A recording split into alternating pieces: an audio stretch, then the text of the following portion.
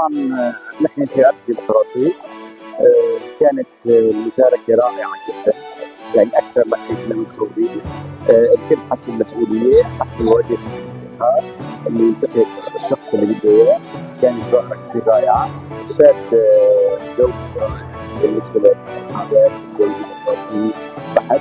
الناس عرفت تاخذ اختيارات بشكل سليم بالقرارات الفردية، اختيار المرشدين قبل التحديد، اختيار المرشحين.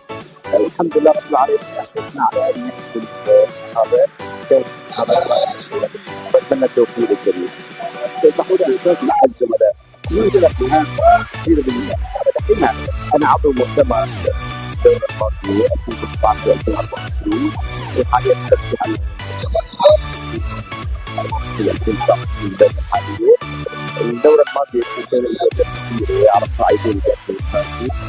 صعيد المحامين كان مسؤول الحمد لله رب العالمين في فرق بعض المسائل بتعنى بالمحامي، مشكلة حصل بالمحامي، مشكلة رفع السوية المادية والمعنوية والثقافية للمحامي. اقترح من أكثر من مقترح جعل المحامي مثقف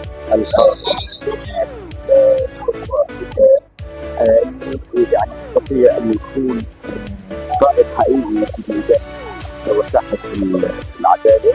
الحمد لله رب العالمين نرجع مع الطرف الآخر من العدالة السابقة، وصلنا نوصل للكتاب المميز. مجلس الانتخابات فرع نقابة المحامين بحلب للفرع النقابي وللمؤتمر كل 5 سنين تجري هذا العرس الوطني بشكل كبير. اليوم عقبال جميع الانتخابات في العالم الإلقاء المحامي لممارسة حقه الديمقراطي في انتخاب أعضاء مجالس الشورى وانتخاب أعضاء المؤتمر. طبعا